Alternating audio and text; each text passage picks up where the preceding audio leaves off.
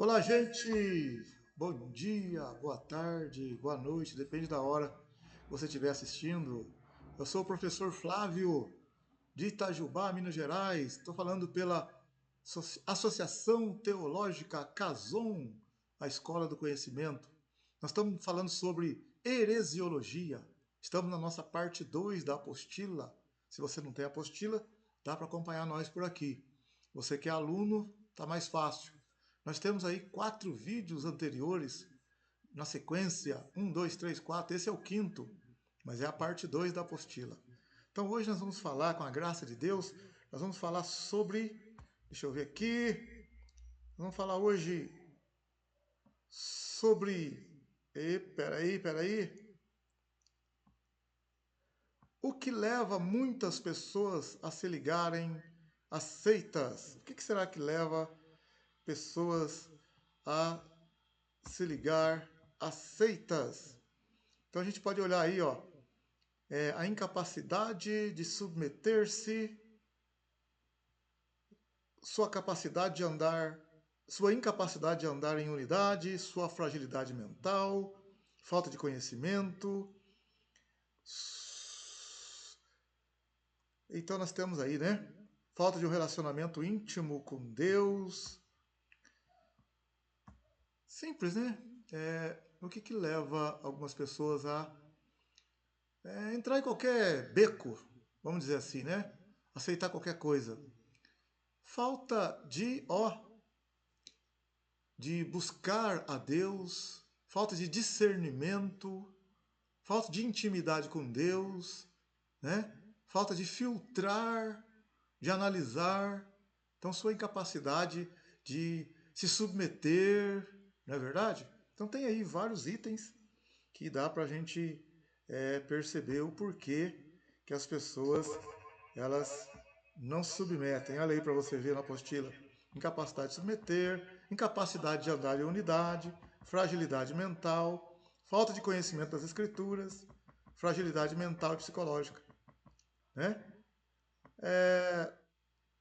Até dentro do próprio cristianismo católico, teve um momento que surgiu aí esse movimento do Opus Dei e também o movimento da teologia da libertação, que por um momento teve um momento que os católicos tiveram uma preocupação com esses grupos dentro do catolicismo, hein? Por quê?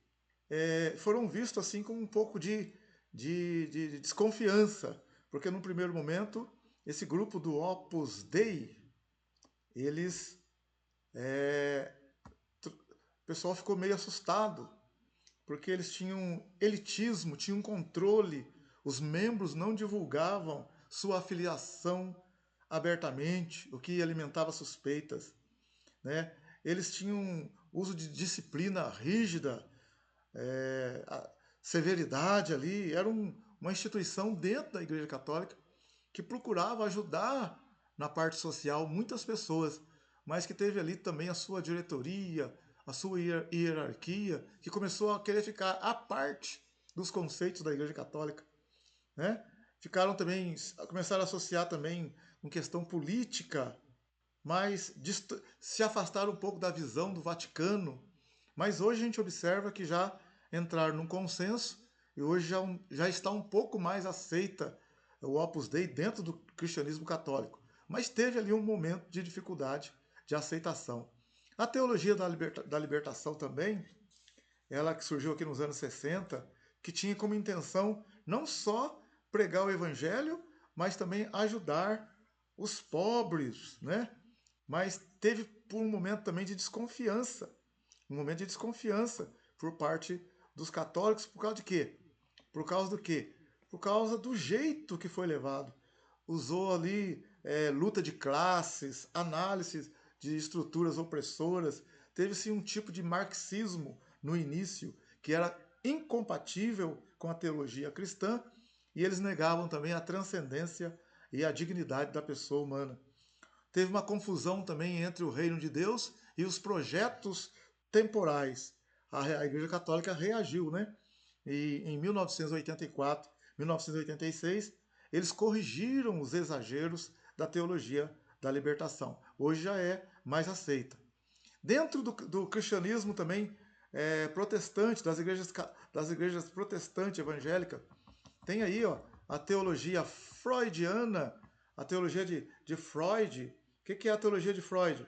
A teologia de Freud, ela, ela considera que todo problema resulta em pecado no ser humano por estar ligado à sexualidade. Então, Freud via a religião como uma ilusão, uma forma de neurose coletiva baseada em desejos inconscientes não resolvidos. Então, para Freud, a pessoa tinha desejos inconscientes não resolvidos e isso é que gerava um transtorno todo. Por isso, então, ele não dizia-se que é por causa do pecado. Então isso confrontava com o cristianismo. Foi uma das coisas que foi rejeitado pelo cristianismo. Também ali dava muita ênfase no ser humano e nos impulsos sexuais. Ele trabalhou muito em cima disso, né? Mas a teologia protestante, dentro da Bíblia, fala sobre pecado, sobre malícia, lascívia, prostituição, e que isso era uma responsabilidade moral do homem. Mas Freud já ele entrou em choque, né, com essa teologia dos cristãos. E alguns até cristãos tentaram fazer uma ligação com a teologia, né, de Freud, usando a psicanálise, e algumas coisas até foram úteis, mas na maior parte foi descartado, né, a teologia freudiana, porque na verdade não é nem uma teologia, né, é uma tentativa de tentar resolver problemas de conflitos internos da pessoa usando métodos que batiam de frente com o cristianismo, né? Então, reduzia apenas a questões de desejos, a questões pessoais, a questões de origem, mas negavam a questão do pecado, da dependência de Jesus, da dependência do Espírito Santo. Isso aí trouxe também uma confusão, né? Não bateu. A gente também vê a teologia de missão integral da igreja, tendo como maior defensor e propagador o equatoriano René Padilha.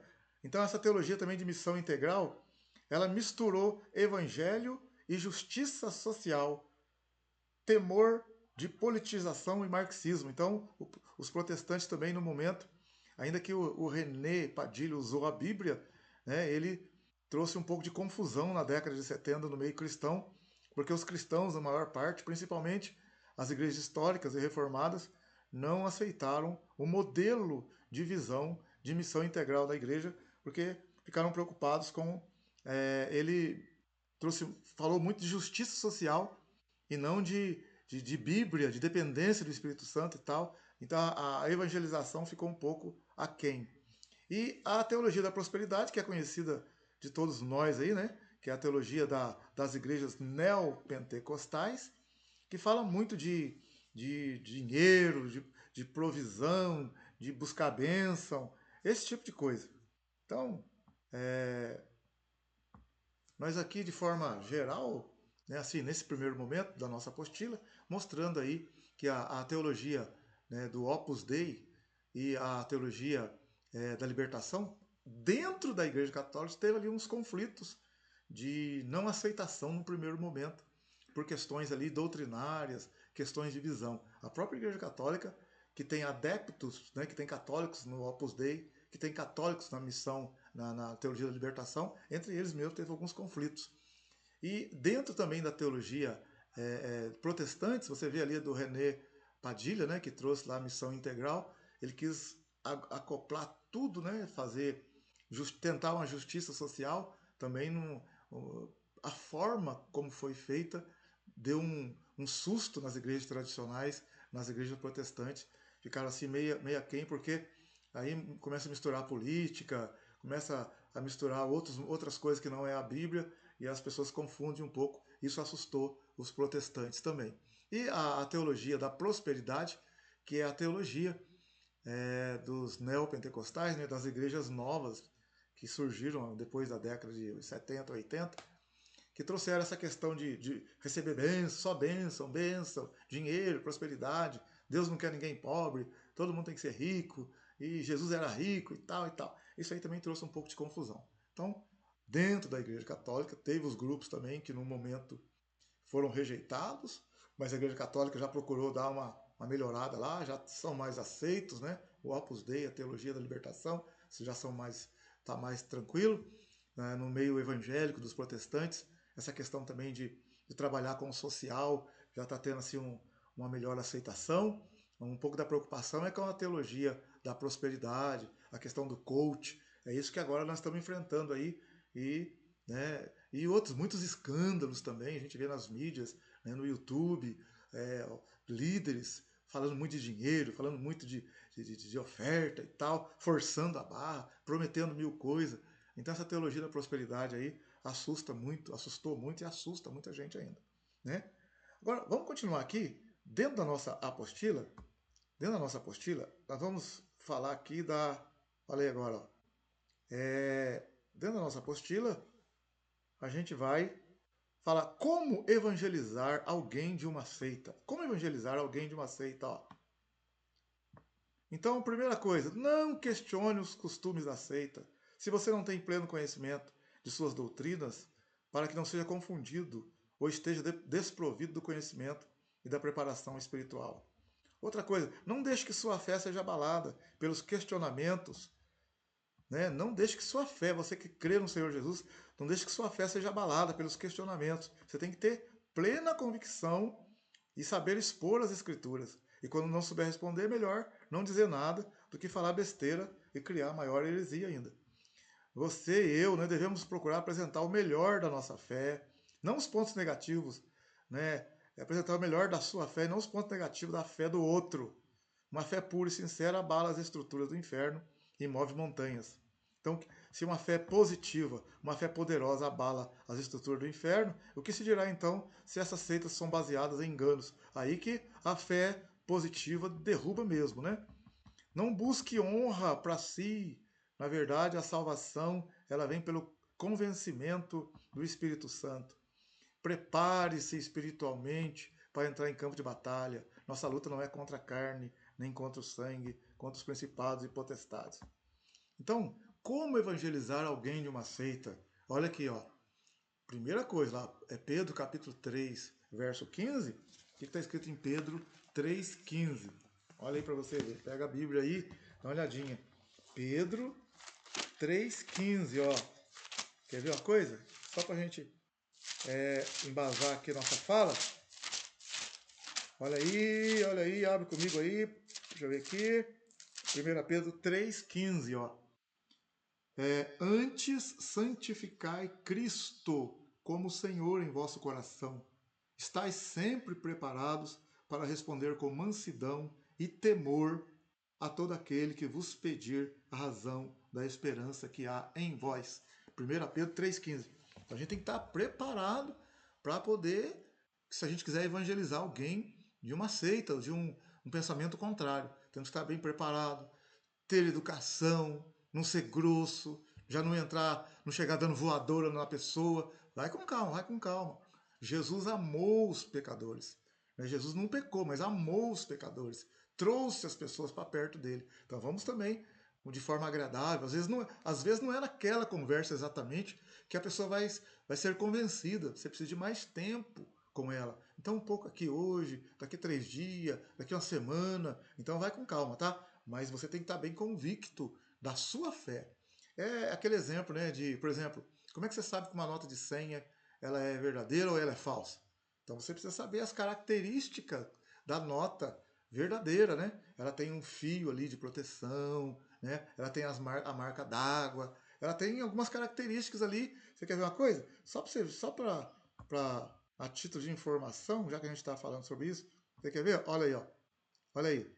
Você. Ah, eu quero saber. Ó, olha aí para você ver. Deixa eu ver aqui. Como que eu sei que uma nota é falsa ou não? Olha aí, ó. A nota verdadeira tem que ter uma marca d'água, ó, marca d'água. Tem que ter um fio de segurança, tá vendo? Tem que ter um quebra-cabeça, ó. Tem que ter um alto relevo, tá vendo? E aí, como que a gente vê isso? Olha aqui, ó. Um jeito bem bem menos convencional de checar.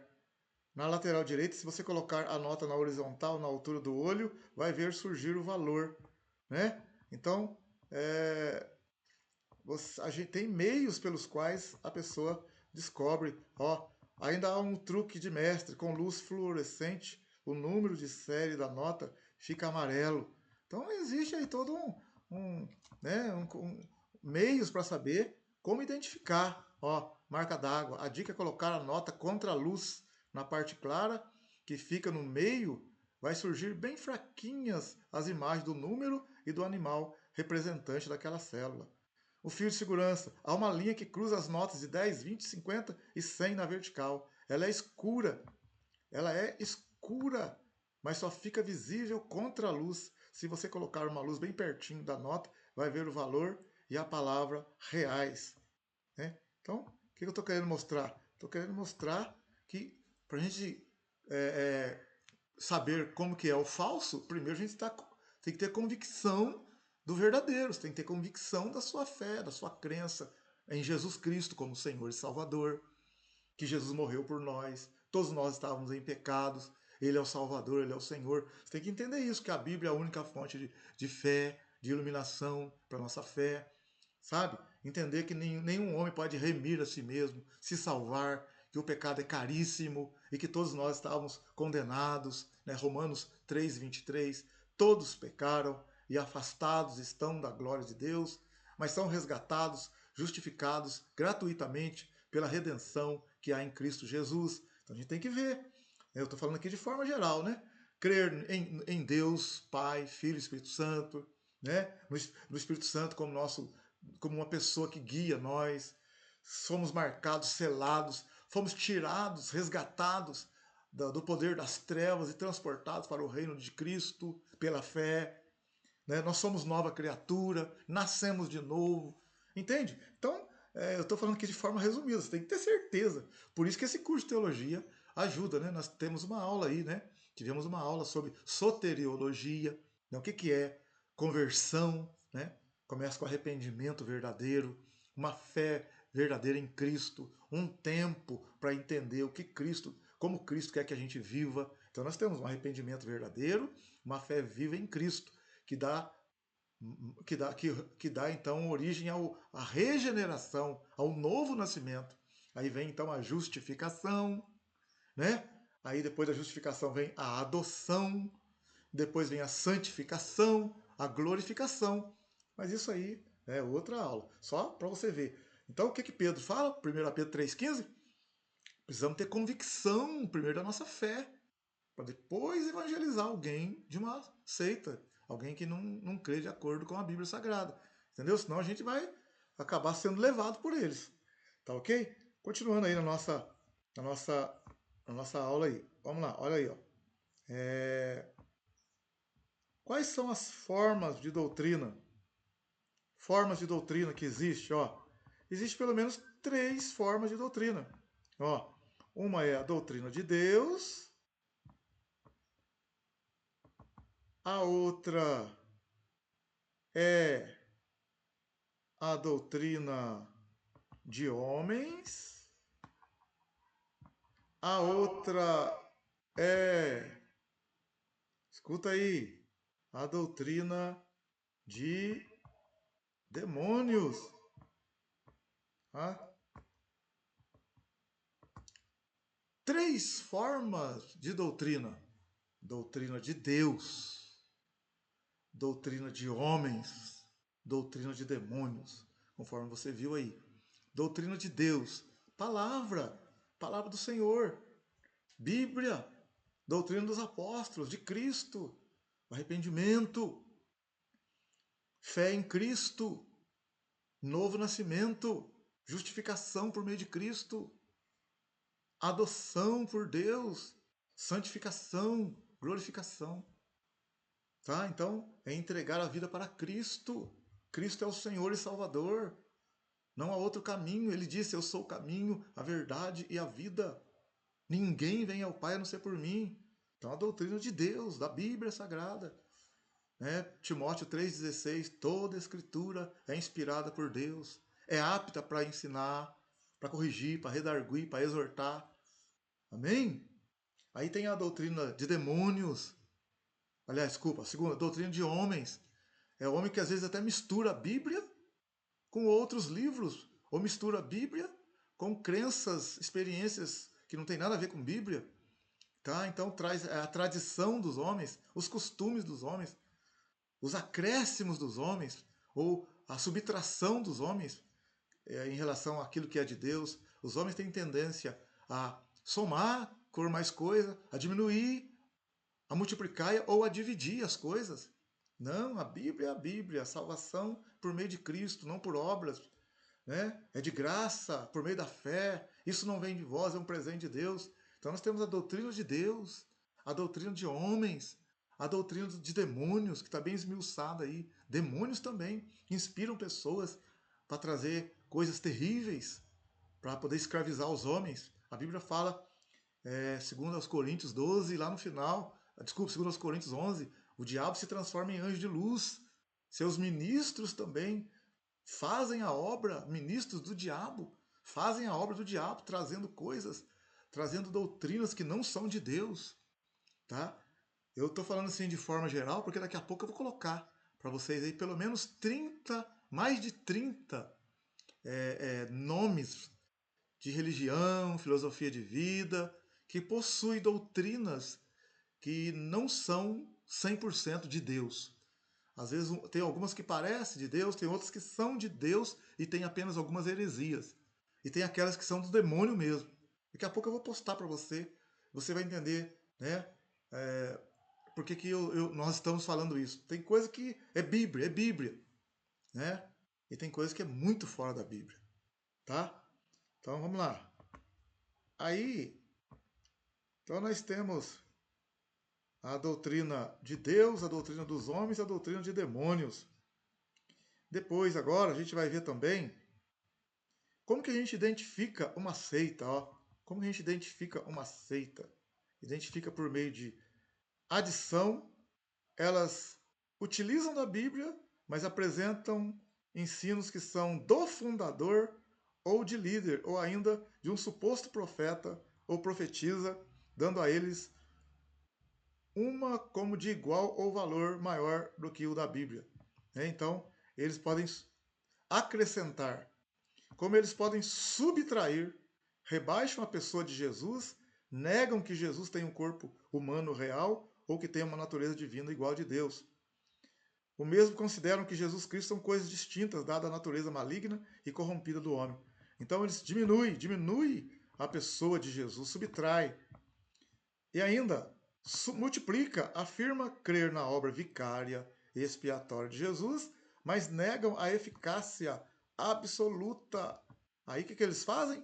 Multiplicam esforços humanos para complementar a obra de Cristo, justificando assim a prática de boas obras e da redenção mediante sacrifícios e autocomensuração. Quer dizer, aumenta, né? Coloca as obras para poder ajudar na salvação. E divisão, afirma que a salvação está na igreja ou ainda na organização religiosa, mas não apenas em Jesus. Eles dividem assim a fidelidade a Deus com a organização ou igreja a que pertencem, chegando a considerar a necessidade de congregar ou de pertencer a uma igreja como parte do corpo de Cristo. Negando, né? Chegando a considerar a necessidade de congregar, eles negam, dividem a fidelidade a Deus com a organização ou igreja que pertence, chegando a considerar eles falam que é necessário congregar, né? Ou pertencer a uma igreja como parte do corpo místico de Cristo. A gente sabe que nós temos que congregar, temos que participar, mas aqui há uma imposição, há uma ordem. Se não tiver daquela igreja, se não for daquela igreja, não está salvo. Então, além de Jesus, tem que fazer parte daquela instituição. Então, aí, né, nós ficamos nessa complicação. Então, eles tanto... Então, eles uma seita, né, que tem muitas heresias, elas subtrai a obra de Cristo, elas somam alguma coisa à obra de Cristo, elas multiplicam alguma coisa à obra de Cristo, ou elas dividem. Então, elas não consideram a obra de Cristo suficiente para poder obter a salvação. E a gente sabe que a honra, a glória deve ser dada só para Jesus. Então, esse negócio de diminuir a obra de Cristo, de acrescentar alguma coisa à obra de Cristo, esse negócio de multiplicar alguma coisa à obra de Cristo, ou de dividir a obra de Cristo, não está certo. A obra de Cristo por si mesmo, ela fala. Ele morreu por nós, o inocente pagou a nossa conta. E nós somos justificados pela fé no que ele fez por nós. Então não há nada que eu faça, mas ele fez por nós. Agora, porque ele fez por nós, eu entreguei a minha vida para ele, eu vou andar em santificação. Então, as obras que eu vou fazer depois, como cristão, não é para eu obter a salvação. A salvação não é pelas obras. A salvação é pela fé em Cristo. Mas as minhas obras, nesse caso, elas mostram a fé que eu tive. Elas identificam a fé que eu tenho, que eu tive. Entende? Então as obras elas acompanham depois a salvação, tá? Também uma pessoa não pode falar, eu tenho fé em Jesus e faz tudo errado, mente, rouba, mata e não faz nada de acordo com a vontade de Deus. Então, ela não converteu coisa nenhuma, porque as obras, elas mostram a fé que nós dizemos que nós temos. Então, a fé não salva, mas ela mostra para o povo como que o homem de Deus deve andar. Ok? Maravilha? Mas a glória é só do Senhor Jesus. Então, continuando aqui a nossa aula aqui, deixa eu ver aqui. Nós vamos agora aqui nessa parte, essa parte agora aqui, ó.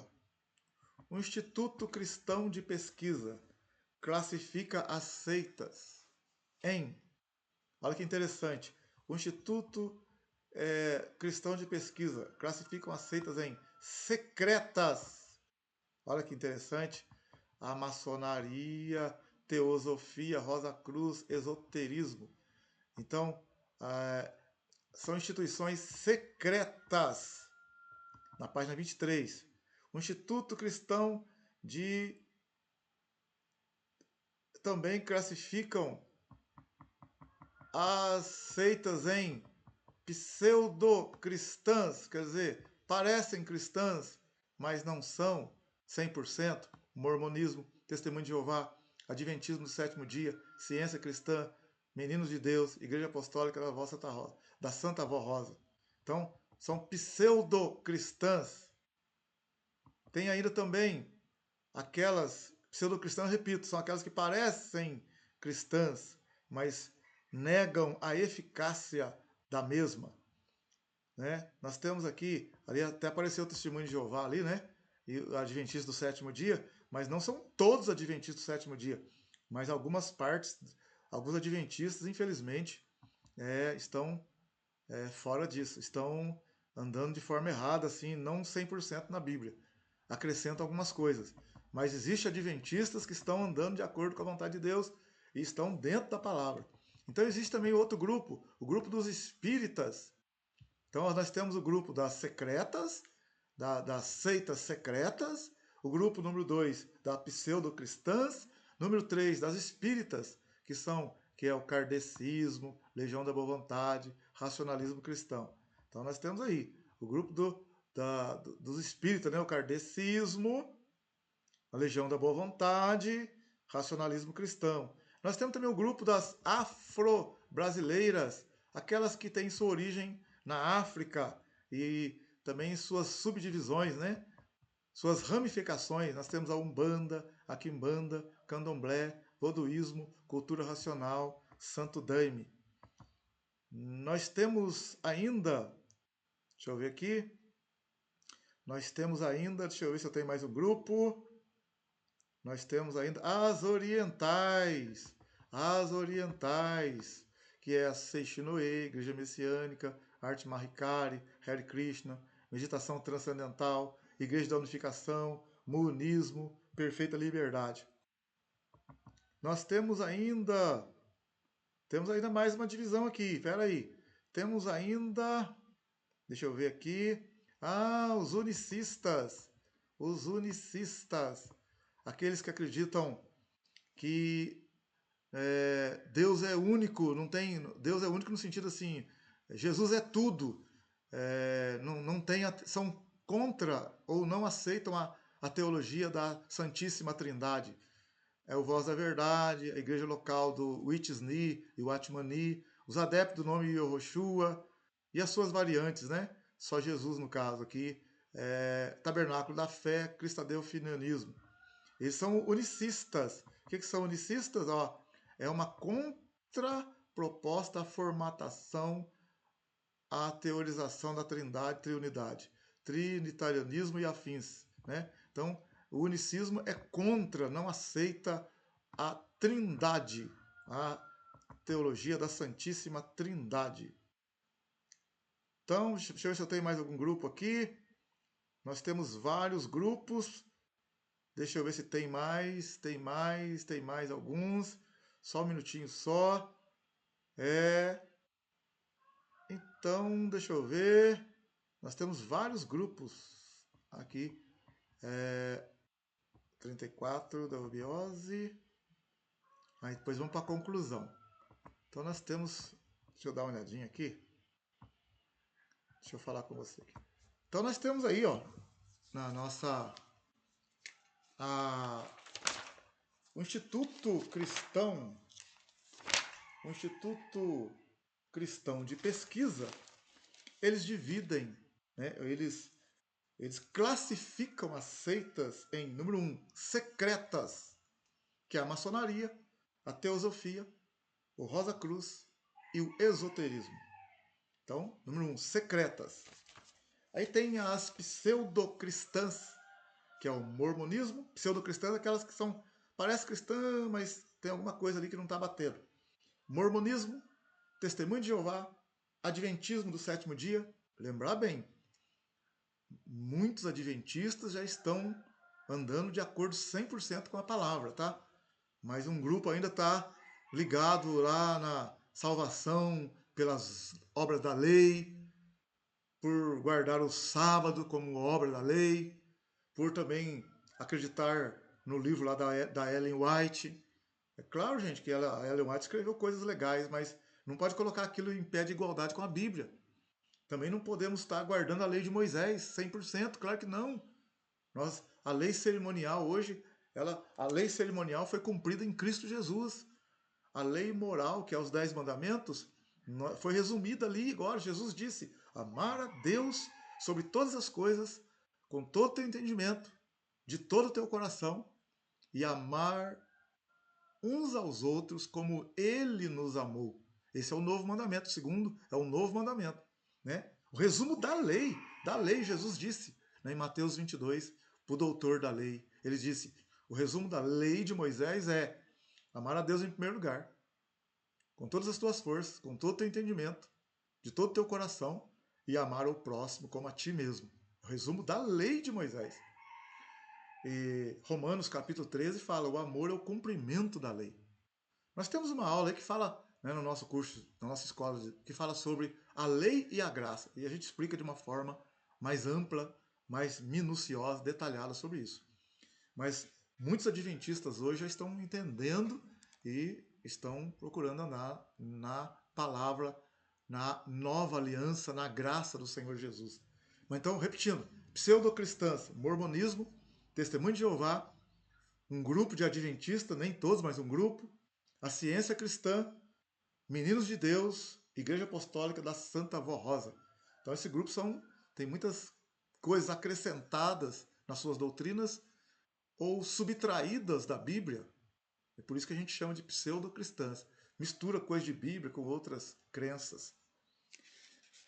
Aí nós temos também outra classificação, é os espíritas. Então nós temos a classificação. As seitas são classificadas em secretas, né, pseudo-cristãs, espíritas, que é o kardecismo, religião da boa vontade, racionalismo e tal. Aí tem afro-brasileira, né, quimbanda, candomblé, umbanda, voduísmo, santo daime, afro-brasileiras. Aí nós temos também as orientais, Seishinoe, Igreja Messiânica, Arte Mahikari, Hare Krishna, Monismo e tal. Nós temos unicistas. Os unicistas têm grupos evangélicos, né, que usa a Bíblia de forma integral, mas a crença, algumas crenças não são legais e não bate. São os unicistas. Eles não acreditam na Santíssima Trindade, que existe três pessoas coeternas, mas um único Deus que se manifesta por meio de três pessoas, o Pai, o Filho e o Espírito Santo. Nós entendemos, não são três deuses. É claro que a Trindade, a palavra Trindade não está na Bíblia, mas o conceito de Trindade está na Bíblia. Você entende? Mas você pode falar, mas então não está na Bíblia a palavra Trindade. Olha bem, a palavra missionário não está na Bíblia. Todas as igrejas usam a palavra missionário. Mas o conceito está na Bíblia. Paulo saiu para evangelizar, fez uma viagem missionária, uma segunda, uma terceira. Pedro saiu. Então a gente chama isso de foi fazer missões, é um missionário. Então o conceito de missionário está ali. O conceito de que a ceia é santa, santa ceia. Essa palavra santa ceia não tem ali. Mas a gente fala santa ceia por causa do conceito. Você entende? Então, a trindade, a palavra não tem ali. Mas a trindade ou triunidade. Então, o que é? O que é trindade? Trindade é a manifestação de Deus, que é um só, por meio de três pessoas: o Pai, Filho e Espírito Santo. O que é triunidade? Triunidade significa uma unidade perfeita entre as três pessoas. Tá? A gente tem aí uma aula sobre trindade, para você entender melhor. Mas o que os unicistas acreditam? Eles acreditam de forma geral acredita que Jesus, ele é o Pai, ele é o Espírito Santo e ele é o Filho ao mesmo tempo. Não bate, não dá, a gente fica confuso. Aí vira uma confusão.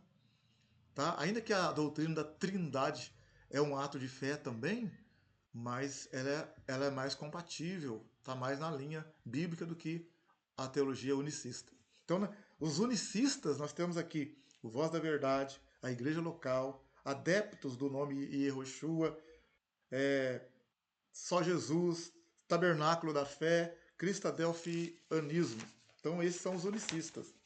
E para terminar aqui a nossa lista, deixa eu ver aqui, nós temos aqui também a eubiose. Deixa eu ver aqui a eubiose.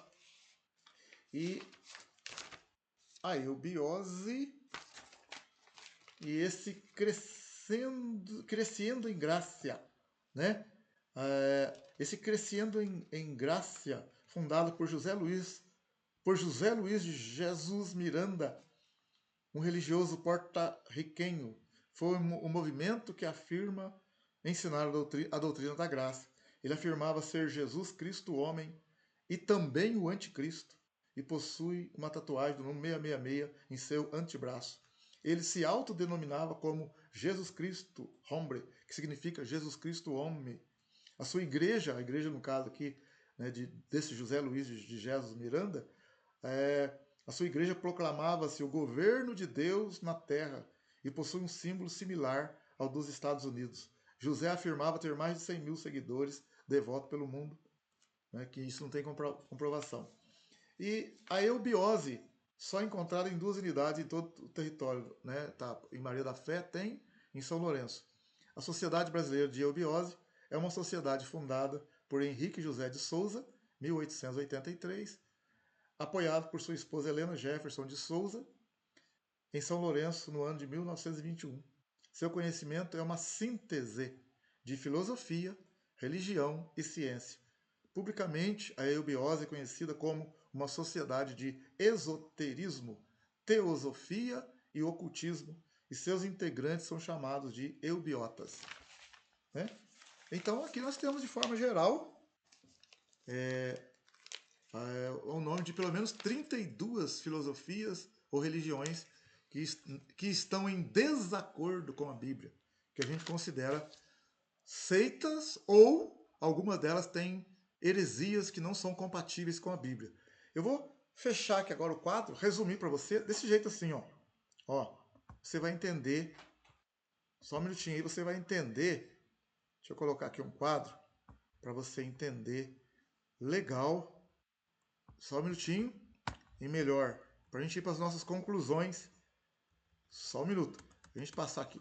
Mas deixa eu voltar um pouquinho aqui para você que tá. Então nós temos aqui, ó, nós temos, aproveitar esse momento, ó, nós temos a maçonaria, a origem, as crenças, as diferenças com o cristianismo. Tem a teosofia, sua origem, suas crenças, suas diferenças.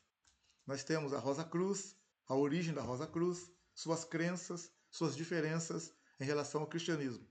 Nós temos esoterismo, a origem, a crença e as diferenças em relação ao cristianismo. Mormonismo, a origem, crenças e diferenças.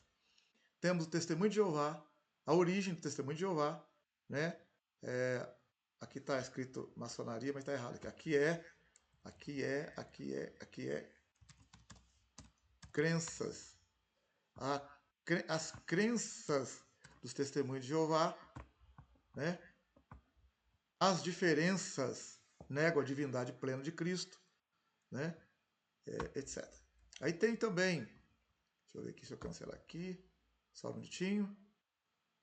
Aí tem Adventista do Sétimo Dia, a origem, as crenças e as diferenças. Nós temos ciência cristã, depois nós temos os Meninos de Deus, nós temos a Igreja Apostólica Santa Avó Rosa, o kardexismo, espiritismo kardecista. Lembrar que existe um espiritismo antigo. Antes de Cristo já tinha um espiritismo. Esse espiritismo de Allan Kardec é o espiritismo moderno. Só para lembrar. Tem também LBV, que é uma mistura, é um sincretismo doutrinário. O racionalismo cristão. Tem a Umbanda, que é afro-brasileiro, né? Suas origens na África. Tem a Quimbanda. Temos o Candomblé. O Voduísmo. Cultura racional. O Santo Daime, que em Pouso Alegre tem também o Santo Daime, né? Que é pertinho de nós. Seixo Noye, que também tem na cidade. Igreja Messiânica Mundial. Arte Mahikari. Hare Krishna. O Monismo. Perfeita Liberdade. O Voz da Verdade, que é muito conhecido, né? Tem que lembrar bem que o Voz da Verdade, eles são nossos irmãos, mas eles têm uma doutrina unicista, viu? Mas são nossos irmãos, apesar dessa heresia aí, tá? Igreja local do Atismani, do Itisni, também são nossos irmãos, mas tem ali uma heresia que só tem que ter um grupo por cidade. Tem esse Yehoshua, nome de Jesus, os Cristadelfianos, Tabernáculo da Fé, Crescendo em Graça e a eubiose. Aí temos a conclusão da nossa matéria, né? Para dizer que só Jesus para nos ajudar nessa aula de heresiologia. Só Deus para nos dar essa graça. Eu vou terminar aqui essa aula nossa mostrando para você, fazendo aqui um resumo para você entender legal mesmo assim tudo que a gente falou assim sobre essas 32 filosofias ou religião, como queira. Então olha bem, ó, a legenda. Dessas que nós temos na apostila aí, quais dessas filosofias ou religião acreditam na reencarnação? Então, o cristianismo mesmo real, bíblico, não tem reencarnação. Nós não acreditamos em reencarnação. Mas quem acredita em reencarnação? Olha, a maçonaria é uma mistura. Então, tem lá, a maçonaria não é uma religião. Lá pode ter adeptos de todas as religiões. Então, ela é secreta, é uma mistura de coisas, né? Mas ela então não é bíblica. Assim, não está andando de acordo com a Bíblia, já que é uma mistura de. Não faz questão se a pessoa é espírita, se é evangélica, se é católica, se não é nada, se é ateu. É apenas onde reúne pessoas para ajudar umas às outras. A teosofia acredita em reencarnação. Rosa Cruz acredita em reencarnação. O esoterismo acredita em reencarnação. Espiritismo kardecista acredita em reencarnação. Racionalismo cristão. A Umbanda, a Quimbanda acredita em reencarnação. Candomblé acredita em reencarnação. Voduísmo acredita em reencarnação. Cultura racional acredita em reencarnação. Santo Daime acredita em reencarnação. Seishi Noye acredita em reencarnação. Arte Mahikari acredita em reencarnação. Hare Krishna acredita em reencarnação. Igreja da Unificação, Monismo acredita em reencarnação. E a Eubiose acredita em reencarnação. Agora, usam outros livros além da Bíblia ou nem usam a Bíblia? Então também, que a gente considera que é uma seita. Usam outros livros além da Bíblia ou nem usam a Bíblia? Mormonismo, de Joseph Smith, usa, né, o livro dos Mormons. Testemunho de Jeová, que usa aqueles livrinhos Sentinela e outros livros lá. Adventista do Sétimo Dia, aí que tá que eu falei, né? Quando alguns adventistas dão muita margem aos livros da Ellen White, coloca eles em pé de igualdade com a Bíblia ou acima, esse grupo não tá legal, não tá correto. Mas existe adventistas, repito, que estão colocando as doutrinas de acordo com a Bíblia, tá? Mas de forma geral, existe ainda alguns adventistas que colocam o livro da Ellen White no pé de igualdade com a Bíblia. Então, usam outros livros. A Ciência Cristã, Meninos de Deus, Igreja da Santa Avó Rosa, a LBV, que é uma mistura também, o Seishi Noe, nós já falamos que, além de crer na reencarnação, usa outros livros, Arte Mahikari, além de crer na reencarnação, usa outros livros, Igreja da Unificação do Monismo, crê na reencarnação e usa outros livros, A Perfeita Liberdade, a Eubiose também. Aí nós temos agora, e também essa Crescendo em Graça, né? Ela usa outros livros além da Bíblia, ou nem usa a Bíblia. Agora, usam a Bíblia, mas têm interpretações diferentes e possuem algumas heresias. Quais são elas? A Adventista do Sétimo Dia, Igreja Missionária Mundial, Igreja Local do Itni, Watmani, ainda que eles são muito legais em muita grande parte das suas doutrinas. Testemunho de Yahushua, tem muita coisa boa, mas essa questão do nome, que eles não consideram o nome de Jesus o nome que deveria ser usado, traz margem a muita confusão. Cristadelfianos, a Igreja Tabernáculo da Fé, que exalta muito o Brahman, né, o líder deles lá.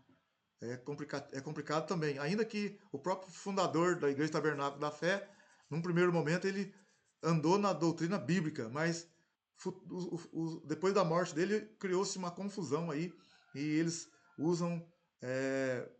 interpretam de forma errada vários textos da Bíblia. Ainda o Voz da Verdade, que são nossos irmãos, repito, são nossos irmãos, mas tem essa questão de ser unicistas, né? Não acreditar na Trindade.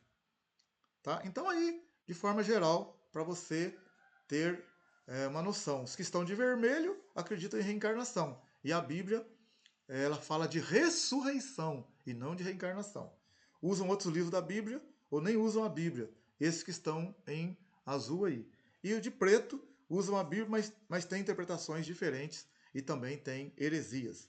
Tá? E tá, de forma geral, a nossa apostila resumida para você, a segunda parte da nossa aula. Ok?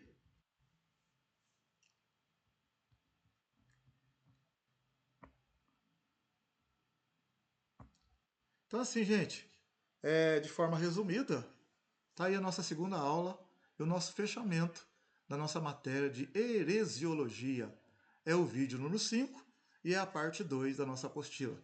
Tá bom? Eu sei que é um assunto vasto, complexo, né? Mas a gente procura tentar minimizar as dificuldades, facilitar o aprendizado.